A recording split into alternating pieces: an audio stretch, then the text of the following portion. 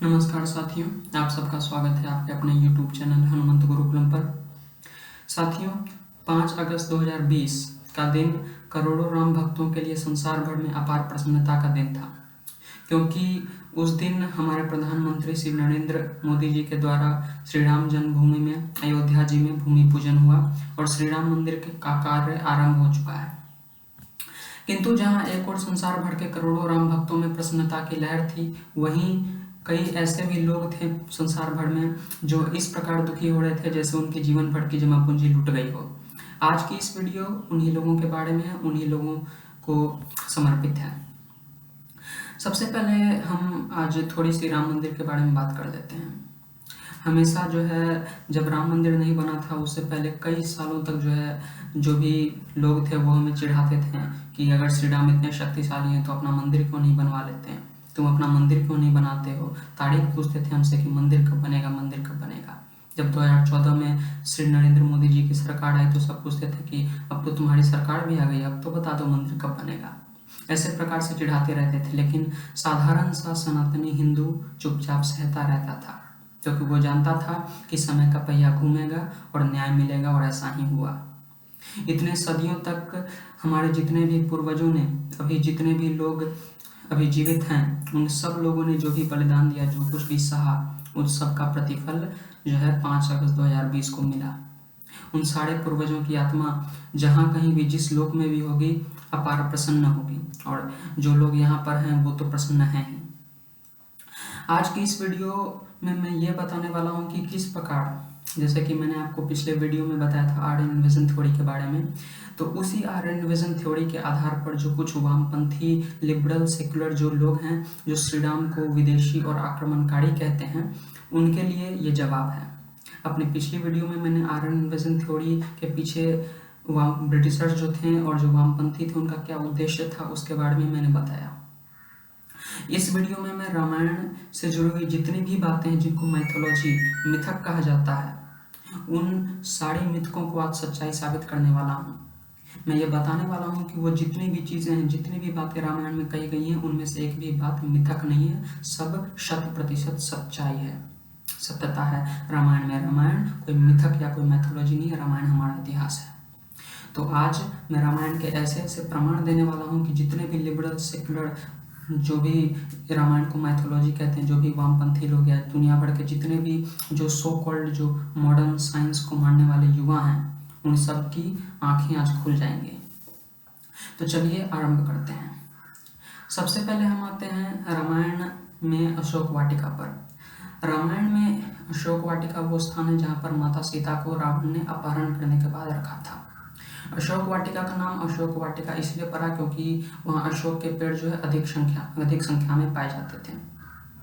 और ठीक उसी प्रकार आज के श्रीलंका में हक्गला बोटेनिकल गार्डन एक स्थान है जहाँ पर लोग कहते हैं, ऐसा माना जाता है सरकार के द्वारा भी और लोगों के द्वारा भी, कि हक्गला बोटेनिकल गार्डन ही वो स्थान है जहाँ पर माता सीता को रखा गया था।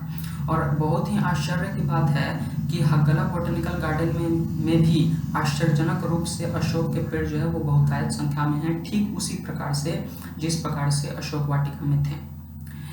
ये बहुत ही आश्चर्यजनक बात है। और साथ ही रामायण में जिस स्थान पर माता सीता को रखा गया था, आज हक्गला बोटेनिकल गार्डन में वो स्पेसिफिक प्लेस, वो विशेष स्थान जहाँ पर माता सीता को रखा गया था, उस स्थान को सीता एल्ले के नाम से जाना जाता है। ये एक बहुत अपने आप में एक बहुत ही पुख्ता सबूत है रामायण का, किंतु हम यहाँ पर नहीं रुकेंगे। अब बात आते हैं, हम आगे बढ़ते हैं। रामायण में आपको पता, आपने अगर पढ़ा होगा या देखा होगा तो आपको पता होगा कि जब रावण माता सीता को अपहरण करके ले जा रहा था, तब जटायु ने माता सीता की रक्षा करने के लिए रावण से युद्ध किया। जब रावण ने उसे अपनी चंद्रहार खड़ग से काटकर गिरा दिया था, उसके एक पंख को काट दिया था, और जिस कारण जटायु जो है वो पहाड़ पर गिर पड़े थे। वो पहाड़ आज केरल की कोल्लम पहाड़ी जिसे कहा जाता है, जहाँ पर आज जटायु की दुनिया की सबसे बड़ी पक्षी की मूर्ति है, जिसे आज हम लोग जटायु थीम पार्क या जटायु गार्डन के नाम से भी जानते हैं। वो दुनिया की सबसे बड़ी पक्षी की मूर्ति जो करीब 30,000 स्क्वायर फीट में बनी हुई है। ये भी अपने आप में रामायण का एक बहुत ही पुख्ता सबूत है। किंतु केवल यही 2 प्रमाण नहीं है, और भी बहुत सारे प्रमाण हैं जो आज मैं देने वाला हूँ। इसमें से एक सबसे बड़ा प्रमाण आता है रावण का जो महल हनुमान जी ने जला दिया था उसके बारे में। जिस स्थान पर रावण का महल जला हुआ था, आज उस स्थान की जो मिट्टी है वो पूरी तरह से काली है। वहाँ की जो मिट्टी है वो देखने से ही पता चलता है कि ये जले हुए का निशान है। वहाँ की मिट्टी पूरी प्रकार से काली है। यही वो स्थान है, लोगों के द्वारा ये कहा जाता है कि यही वो स्थान है जहाँ पर हनुमान जी ने रावण का महल जला दिया था। और आश्चर्यजनक रूप से उस स्थान के आसपास जो मिट्टी है वो मिट्टी अपने वास्तविक रंग में है, किंतु वो उस विशेष स्थान की मिट्टी जो है आसपास की वो काली है, किंतु उसके अगल बगल की जो मिट्टी है वो अपने वास्तविक रंग में है। ये भी अपने आप में रामायण का एक पुख्ता सबूत है। अगली बात जो आती है रामायण से जुड़ी हुई वो कि जब हनुमान जी ने रावण का महल जला दिया था तब रावण इतना भयभीत हो गया था कि रावण ने माता सीता को अशोक वाटिका से हटाकर दूसरे स्थान पर रख दिया था। तो वो स्थान आज श्रीलंका में स्थित है, जिसे कोंडाकट्टू गाला के नाम से जाना जाता है। और आश्चर्यजनक रूप से जो कोंडाकट्टू गाला की जो गुफाएं हैं उनमें ऐसी कलाकृतियां भी मिलती हैं, ऐसे स्कल्पचर्स मिलते हैं जो इस बात को दिखाते हैं, ऐसे चित्र भी उसमें उकेरे हुए हैं जो इस बात को दर्शाते हैं कि वहां पर किसी स्त्री को रखा गया था। यह भी अपने आप में रामायण का एक बहुत ही बड़ा सबूत है, बहुत ही बड़ा प्रमाण है। अब बात आते हैं जो हगला बॉटेनिकल गार्डन के बारे में मैंने आपको बताया था, उससे कुछ दूरी पर एक स्थान है जिसको नुब्रा एल्ले के नाम से जाना जाता है। यहाँ पर माता सीता का एक मंदिर भी है और इस मंदिर के पास ही एक झरना बहता है जहाँ पर ऐसा कहा जाता है, लोग ऐसे मानते हैं कि वहीं पर माता सीता स्नान करती थी। और आश्चर्य की बात यह है कि इस नदी के पास, इस नदी के बिल्कुल बगल में हनुमान जी के पद चिन्ह मिलते हैं, जो लोगों के अनुसार से वो पद चिन्ह हनुमान जी के हैं। ऐसे ही पद चिन्ह जो है उस पहाड़ी पर भी मिलते हैं जहाँ पर रामायण के अनुसार हनुमान जी सबसे पहले लंका में आए थे। और आश्चर्य की बात यह है कि वो पहाड़ी लंकापुर और अशोक वाटिका के बिल्कुल बीच में स्थित है। तो ये अपने आप में एक बहुत ही आश्चर्यजनक बात है। अगला जो दुनिया भर में सबसे बड़ा प्रमाण है रामायण का वो है राम सेतु। राम सेतु जिसे भारत ही नहीं बल्कि नासा के सैटेलाइट के द्वारा ही जब ये राम सेतु का पिक्चर पूरी दुनिया के सामने आया तब बाद में इस पर बहुत रिसर्च हुई, जिससे पता चला कि राम सेतु कोई नेचुरल पुल बना हुआ नहीं है। राम सेतु जो है वो मैनमेड है, मनुष्य के द्वारा बनाया गया है। और राम सेतु जो है 15वीं शताब्दी तक चलने लायक माना जाता था। राम सेतु के जो भी इमेजेस नासा के द्वारा खींचे गए हैं सैटेलाइट से, उससे पता चलता है कि वहाँ पर रियली में एक पुल एग्जिस्ट करता है जो कि भारत के रामेश्वरम से लेकर जो श्रीलंका में मन्नार द्वीप है वो उस स्थान को आपस में जोड़ता है, जो कि करीब 30 किलोमीटर लंबा है। ये पूरी दुनिया में रामायण का एक बहुत ही पुख्ता प्रमाण है। इसके अलावा अब अगले प्रमाण पे आते हैं। रामेश्वरम के किनारे रामेश्वरम में जो मंदिर है वहाँ पर ऐसे पत्थर पाए जाते हैं जो वजन में भारी होने के बावजूद भी पानी में तैरते हैं। इन पत्थरों का भारी होना और पानी में तैरना अपने आप में एक बहुत ही बड़ा आश्चर्य है।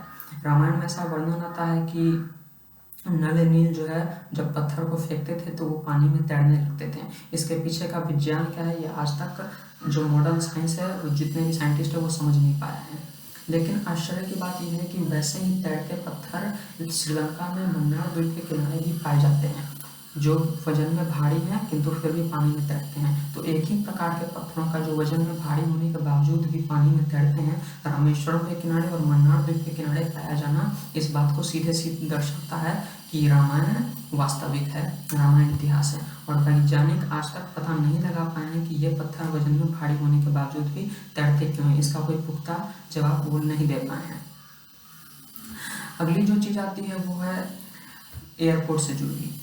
रामायण में ऐसा कहा जाता है कि जब रावण जो है माता सीता को पुष्पक विमान के द्वारा अपहरण करके लाया था तो एक स्थान पर उसने अपना पुष्पक विमान उतारा था। रावण के पास ऐसे कई सारे अत्याधुनिक विमान थे जिन्हें उतारने के लिए उसने एयरपोर्ट्स बनाए हुए थे। श्रीलंका में एक स्थान है विरागन टोटा, जिसका मतलब होता है विमान के उतरने की जगह।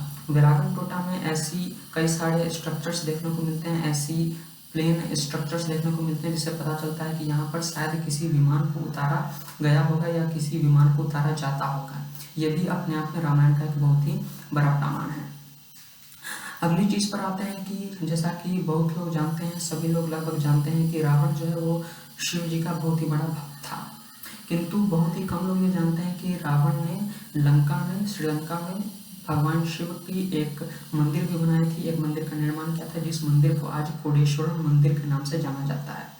आश्चर्य की बात यह है कि इस कोडेश्वरम मंदिर में शिव जी की प्रतिमाएं तो हैं, शिव जी तो विराजते ही हैं, किंतु इस मंदिर में शिव जी से ज़्यादा अधिक उनके भक्त रावण की कलाकृतियां हैं।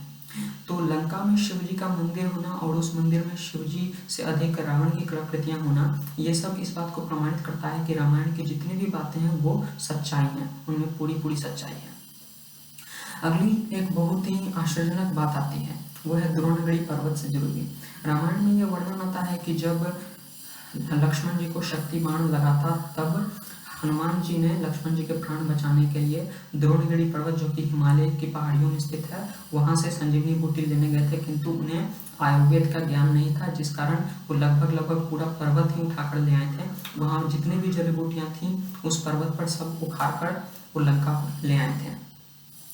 और आश्चर्य की बात यह है कि जो द्रोणगिरी के लोग आज हैं वो हनुमान जी की पूजा नहीं करते हैं, क्योंकि वो कहते हैं कि हनुमान जी ने यहाँ से संजीवनी जैसी अमर बूटी जो है लंका लेकर गए थे, यहाँ से हटा दिया था उन्होंने, इस कारण वो उनकी पूजा नहीं करते हैं। किंतु ये बड़ी बात नहीं है। बड़ी बात यह है कि लंका में वो स्थान जहाँ पर ये कहा जाता है, जहाँ पर ये माना जाता है लोगों के द्वारा कि इस स्थान पर हनुमान जी वो बूटियाँ लेकर आए थे, उस स्थान पर ऐसी जड़ी बूटियां वास्तविकता में पाई जाती हैं जो उस स्थान पर नहीं होनी चाहिए थी।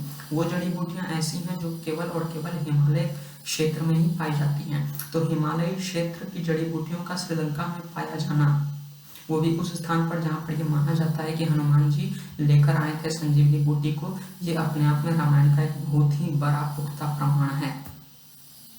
अगली जो चीज आती है वो है रावण के महल से जुड़ी हुई।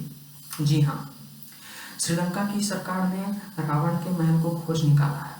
ये महल, जिसे सिगड़िया के इलाके में स्थित है, ये महल जो है इसको रावण का माना जाता है। और आश्चर्य की बात यह है कि इस महल से कई सारी अंडरग्राउंड गुफाएं निकलती है, कई सारे अंडरग्राउंड रास्ते निकलते हैं जो कि वेल बिल्ट हैं, बहुत ही अच्छे प्रकार से बने हुए हैं। उनमें अच्छे बहुत ही पत्थर के बिल्कुल ही ठोस रास्ते बने हुए हैं।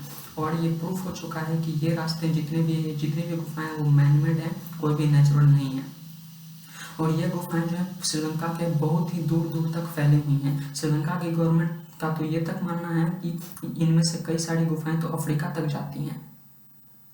और अगर हम इस श्रीलंका के इतिहास पर नज़र डालें तो हम पाएंगे कि उसके इतिहास के अनुसार रावण जो है वो कभी भी मतलब अचानक से लंका जो है श्रीलंका उसके किसी भी इलाके में प्रकट हो जाता था और अचानक से वहाँ से गायब होकर अपने महल में पहुँच जाता था। तो ये जो गुफाएं हैं, इतनी सारी गुफाएं मिली है, इनसे ये प्रमाणित हो जाता है पूरी तरह से कि रामायण और उससे जुड़ी हुई जितनी भी बातें हैं सब कुछ पूरी तरह से सच्चाई है। अब एक बहुत ही इम्पोर्टेंट बात पर आते हैं। ये बात जुड़ी हुई है इतिहास से और साथ ही साथ जो हमारा जो पुराना इतिहास है, जो थ्योरी ऑफ इवोल्यूशन और उससे जुड़ी हुई जो चीज़ें हैं उससे जुड़ी हुई हैं। ये इतने सारे प्रमाण जो अभी तक मैंने दिए, अगर वो किसी के लिए पर्याप्त ना हो तो एक ऐसा प्रमाण मैं आपको देने जा रहा हूँ जिसे सुनने के बाद किसी को भी कोई शंका नहीं रहेगा। और ये प्रमाण मैं विशेष आग्रह करता हूँ जितने भी मेरे सनातनी भाई बंधु हैं इसे अवश्य याद रखें। और कोई भी वामपंथी अगर रामायण को मिथक या मैथोलॉजी कहें तो मैंने जितने भी प्रमाण दिए हैं वो उसके मुंह पर मारें और अभी जो मैं प्रमाण देने वाला हूँ उसे कंठस्थ रखें। गोम्पोथेयर एक स्केलेटन साइंटिस्टों द्वारा पाया गया, जो आर्कियोलॉजिकल एक्सकेवेशन में एक ऐसे हाथी का स्केलेटन पाया गया जिसके 4 दांत थे। इस हाथी को गोम्पोथेरियम या गोम्पोथेर कहा गया। अब एक बात आते हैं श्रीलंका पर। 2004-5 के आसपास श्रीलंका में जो है सफ़ेद रंग के हाथी को ट्रेस किया गया। ये दोनों 2 अलग अलग बातें हैं। किंतु अब दूसरी बात पर आते हैं। रामायण के सुंदरकांड के 5वें सर्ग के 12वें श्लोक में, या हो सकता है कि किसी रामायण के टीका में ये जो है 4थे सर्ग के 28वें श्लोक में हो। रामायण में थोड़ा सर्ग और श्लोक जो है ऊपर नीचे हैं, क्योंकि समय समय पर रामायण में थोड़ी मोड़ी छेड़छाड़ की गई है। इस कारण जो है रामायण में थोड़े मोड़े श्लोक या सर्ग इधर उधर हो सकते हैं, आप जो है खोज सकते हैं। रामायण में सुंदरकांड में ये वर्णन होता है कि जब हनुमान जी श्रीलंका पहुंचते हैं तो वहाँ के जंगलों में उन्हें सफेद हाथी, 4 दांत वाले सफेद हाथी देखने को मिलते हैं, यानी 4 टस्क्ड व्हाइट एलिफेंट्स देखने को मिलते हैं। और जो वैदिक गणना है उसके अनुसार रामायण जो है वो आज से करीब 9 से 10 लाख साल पहले घटित हुई थी। ये 4 दांत वाले सफेद हाथी और 4 दांत वाले हाथी का जो स्केलेटन है वो पाया जाना साइंटिस्टों के द्वारा। और आश्चर्य की बात यह है कि गोम्पोथियर जो साइंटिस्टों के द्वारा पाया गया वो कार्बन डेटिंग से पता चला कि आज से करीब 10 लाख साल पहले धरती पर एग्जिस्ट करता था। इससे बड़ा प्रमाण रामायण का कोई नहीं हो सकता। श्रीलंका में सफेद हाथी का पाया जाना, सफेद हाथी 4 दांत वाले सफेद हाथी का रामायण में वर्णन होना, रामायण का वैदिक गणना के अनुसार करीब 10 लाख साल पुराना होना और 10 लाख साल पुराने 4 दांत वाले हाथी का साइंटिस्टों द्वारा, आर्कियोलॉजिस्ट द्वारा पाया जाना प्रमाणित करता है कि रामायण की सारी घटनाएं सत्य हैं, वास्तविकता है और रामायण आज से करीब 9-10 लाख साल पहले घटित हुई थी। ये सारे प्रमाण रामायण को प्रमाणित करते हैं, इस बात को प्रमाणित करते हैं कि रामायण हमारा वास्तविक इतिहास है। आज की इस वीडियो में बस इतना ही। अगले आने वाली वीडियोस में जो लोग श्री राम को विदेशी आक्रमणकारी कहते हैं उनके लिए भी काफ़ी कुछ है। जितने भी वामपंथी और जितने भी ब्रिटिशर्स ने जो कुछ भी प्रोपेगेंडा फैलाया हुआ है उस देश में, उसको जड़ से उखाड़ना मेरा उद्देश्य है। इस उद्देश्य में मेरा साथ दें, इस वीडियो को अधिक से अधिक लोगों तक शेयर करें, इस वीडियो को लाइक करें और हमारे चैनल को सब्सक्राइब करें। हनुमंत गुरुकुलम चैनल आपका अपना यूट्यूब चैनल है, इसलिए इस चैनल को शेयर करें, सपोर्ट करें और सब्सक्राइब करें। इस वीडियो को अंत तक देखने के लिए आप सबका धन्यवाद। जय श्री राम, जय आर्यवर्ते।